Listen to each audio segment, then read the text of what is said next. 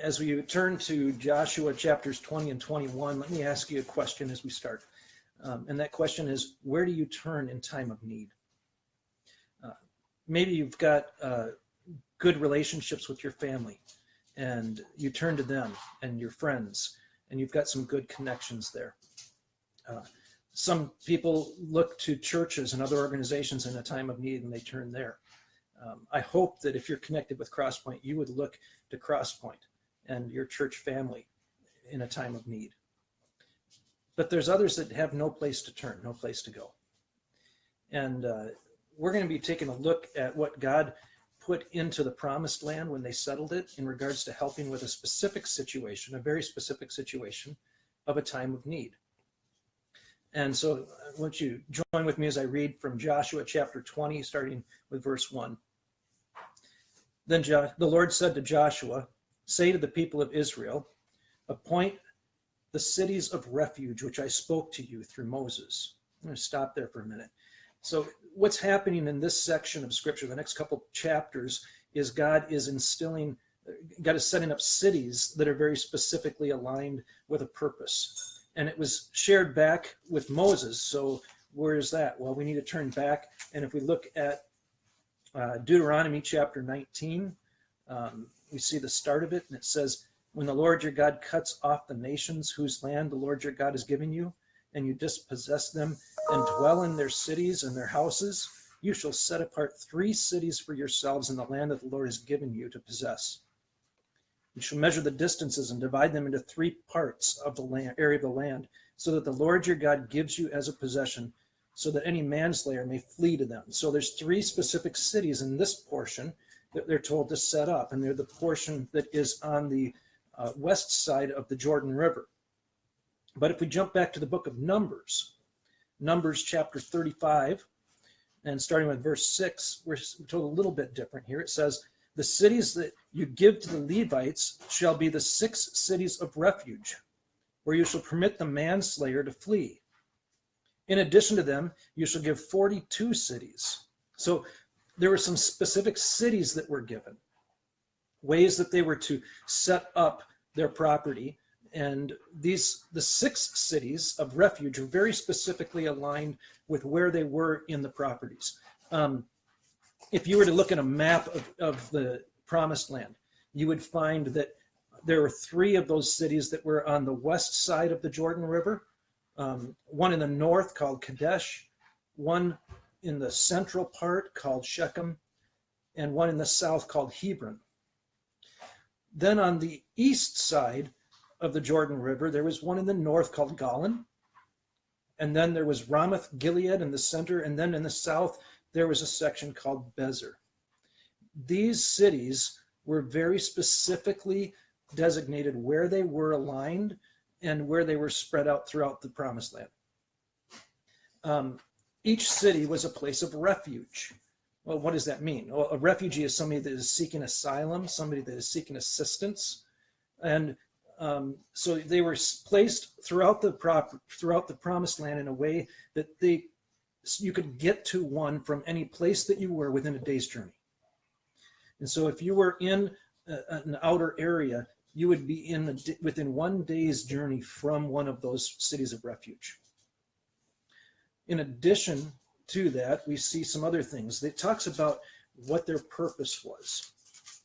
And so in Deuteronomy, again, chapter 19, it said at the end of verse 3, "You shall measure the distances, divide the land, so that any manslayer may flee to them." There's a couple of terms that are going to be used in Joshua and in these other chapters that we need to define and understand. The first is that of the manslayer. Now, the manslayer is, we have a similar term that we use in our judicial system now. It's called manslaughter. And manslaughter or a manslayer is different from murder. Murder had some parameters that it was used in and ways that it was being described, that it had some different judgments that were given against it. The manslayer was somebody whose actions had created the death of another, but it was in a way that was accidental or unintentional. They didn't mean for it to happen. It could even be that they were ignorant. They were without knowledge. They didn't even know that it happened, or possibly that they didn't know that their actions were against the law, and it created a death. And so we've got a manslayer who is someone who has their actions have caused the death of another, but it's not in a case where they were planning it out. They didn't have an animosity, a hatred toward the other person. And so God is saying, you're going to set up 6 cities of refuge where anyone, either in the nation of Israel, or if they're a sojourner, somebody that is living among you, and they have a situation where their actions have created a murder, or it created a death, but it wasn't intentional. They have a place to go and get help. And so we've got the manslayer, and then another term that's used as we read through this. Follow along with me as we read again in Joshua 20. Appoint the cities of refuge I spoke to you through Moses. In verse 3 it says, that the manslayer who strikes any person without intent or knowingly may flee there. They shall be for you a refuge from the avenger of blood. Here's a second term, avenger of blood. The avenger of blood was someone who was to evoke justice and follow through on the penalty of what would be done in defense of the family or in defense of the individual who had been murdered, who had died, that could not follow through on that. So avenger of blood was somebody that was on behalf of the victims and their family. They were to make sure that justice was done. They had a legal right to avenge the death of another. So we've got these 2 groups. We've got the person who is called the manslayer, and then we have the avenger of blood. The cities of refuge were set so that if anyone had their actions created an accidental death, they were able to get to a city. And there were a couple of things that they would do when they got there. First thing that they would do is they would call on the elders of that city. And the elders of that city would come out and they would hear what their story was. They would be able to identify what's going on. Then 2 things would happen. Either they would be determined that their actions were murder and not manslaughter, and they would be turned away from the city.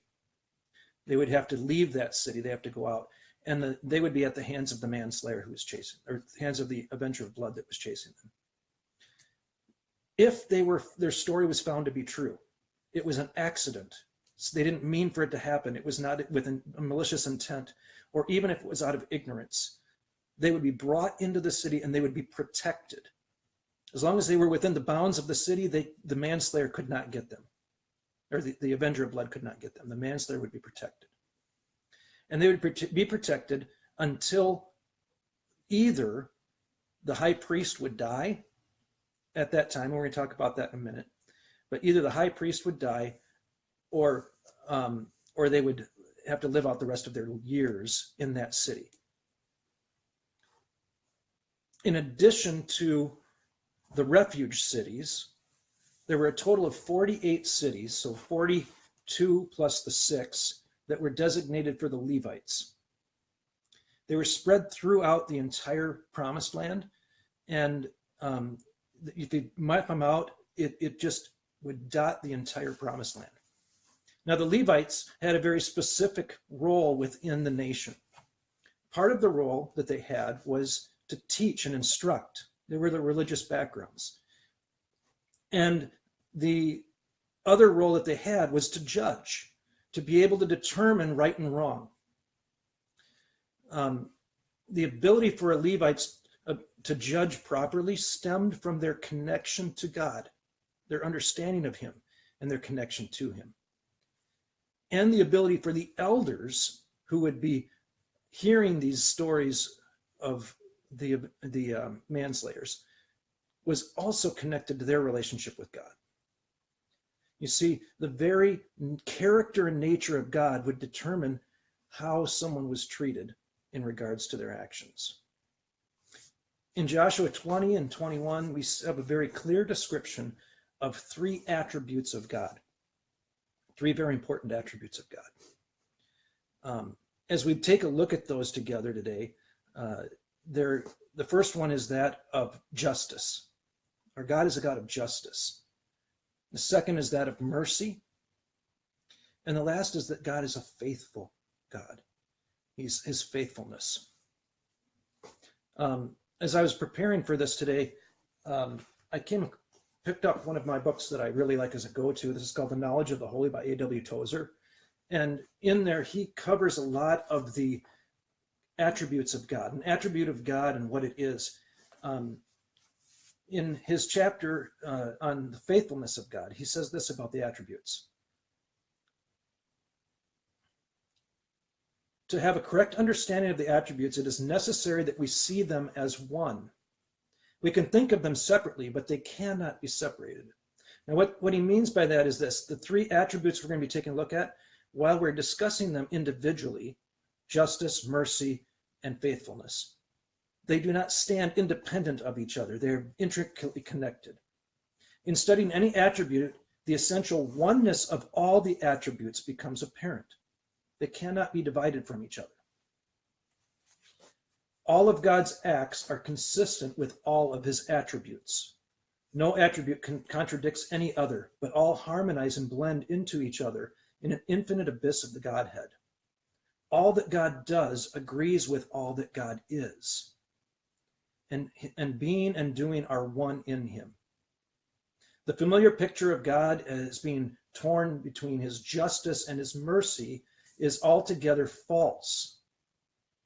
To think of God as inclining first toward one and then toward another of his attributes is to imagine a God who is unsure of himself, frustrated, and emotionally unstable, which of course is to say that the one whom we are thinking is not truly God, but a weak mental reflection of him badly out of focus. So as we're taking a look at attributes and discuss them, it's important to understand that all of the attributes work together. They're interwoven, and they cannot be separated from one from another, even though we define them one way or another. So with that in mind, let's take a look at the first one, God's justice. Justice is different than being fair. In fact, we could say this, we could say God is just, not fair. What parent hasn't heard the phrase, that's not fair, when their children are being reprimanded or corrected? There's times when it's true that what the parent is doing is not fair. For example, at times when a parent would exercise the rod of correction without predetermined expectation of obedience. A parent that hasn't clearly defined what it is that the standard is that the child needs to uphold, what it is that they need to do to obey. And so then the knee-jerk reaction is to correct them, but they have no understanding of why they've done anything wrong. So it would come from the parent that makes the explosive correction, and the child has done something, and the response is, I'm going to ground you for life. That's not fair. That's not a way that we should parent, and it's definitely not the way God deals with us. God has not held us to something that he has not explained what that is and why. And so fairness and justice are not one and the same. Fairness is actually a matter of opinion. It's when you ask different people what is fair to you, you're going to get a variety of polarized answers. If you look into even our political field, what's fair in how we spend money or how things are sent out, you're going to get different answers from people based on their personal preferences, based on what they believe for themselves or others. Fair is not equal. Everyone wants to make what's fair. In other words, if we had a piece of pie and we divided it into 8 pieces, each of those pieces would have to be identically equal. And if anybody got a piece that was a little bit bigger, they would say that's not fair. You're giving someone else preference. But justice does not involve doing what's fair. Justice involves doing what is right. And this is a moral reality. It's a moral reality. Doing what is right. God is a God of justice. This goes beyond his personal opinion or his feelings. It goes beyond what we think is fair, and it goes to his character. It goes to his attributes, and it's the degree of what is right. All sin, intentional or unintentional, has consequences. Any sin has a consequence. If you steal, you're going in it. Even if you say I'm stealing for good reason, there's a consequence for that. It's a consequence to the person who owns the store. They're losing product. They're losing income. There's a consequence for the culture around. Other people may not have that resource then. There's a consequence if you were caught, which would involve police getting involved, and it would involve a record and other things. So all sins have consequences, even unintentional ones. If someone accidentally ran through an intersection on a snowy day, they didn't mean to, they weren't trying to run through that intersection, but in doing so, they hit a pedestrian, and that pedestrian was killed. We would call that an accident. But that accident still had a consequence. Someone's life was taken. Someone's life was not only taken, but if they were a father, if they were married and they had a spouse, if they had neighbors and friends that were close to them, all of those people would be impacted by that. And so every action that we have, and if we were to use the term sin in regard to this, everything that is outside of God's desired outcome for us has an impact. It has a consequence. The error that people have painted in regard to the scriptures is that the God of the Old Testament, where Joshua is, the God of the Old Testament is a God of justice. And they paint him as an angry God that is just trying to make things right. And the God of the New Testament is the God of compassion, of love. And so with that in mind, everyone wants to go to what the New Testament, right? We want to go to where God is love. Unless we've been wronged, and then we want to go to the Old Testament, we want to talk about God as being a God of justice. But it's not a contrast. If you look through the Old Testament, there is time after time after time where God is not only demonstrating justice, but God is exercising mercy. He's given compassion. God, in his mercy in Joshua chapter 20, provided a place of refuge for people to go for help. Like the manslayer in Joshua 20, we've all committed sin. All sin has consequences, and justice must be carried out. For God to be a God that is just and fair and true, he has to carry out the consequences. But God in his mercy has provided not just a place for us to go, a city for us to go, but we're going to talk about where he's given us to go next. Hebrews chapter 10 is a great place to take a look at what that place is. In Hebrews 10, we see this. For sin, since the law has but a shadow of the good things to come instead of the true form of these realities, it can never, by the same sacrifices that are continually offered every year, make perfect those who draw near. So this entire chapter is talking about the sacrifices that were done in the past, in the Old Testament, and how they were insufficient. They could not handle the sin. They could not make perfect those who draw near. Otherwise, they would have ceased to be offered, since the worshipers, having once been cleansed, would no longer have any consciousness of sin. But in these sacrifices, there is a reminder of sins every year. Every time they came and they had to have that high priest give that offering for sin, there was a reminder that it was not fully covered. For it's impossible for the blood of bulls and goats to take away sins. Consequently, when Christ came into the world, he said, sacrifices and offerings you have not desired, but a body you have prepared for me.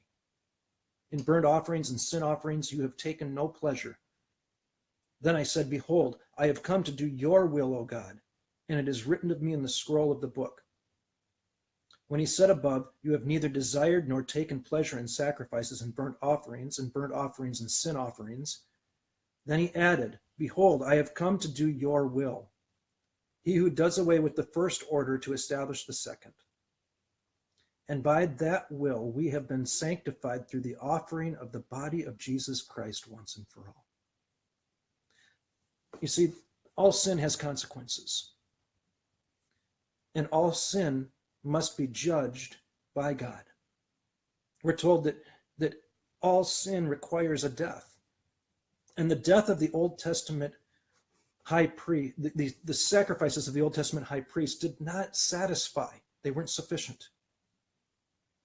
But the death of the New Testament high priest does. Jesus Christ offering himself as that sacrifice once and for all to pay the penalty. And so we've got this sacrifice of Jesus that is superior to the Old Testament sacrifices. But we're also not waiting for the death of the high priest. In Joshua chapter 20, the individual had to wait until the high priest died, and then they were able to go back to their home. That's because the judgment would fall on the death of that high priest, and they would be freed at that point from the penalty of their sin, from the penalty of their actions.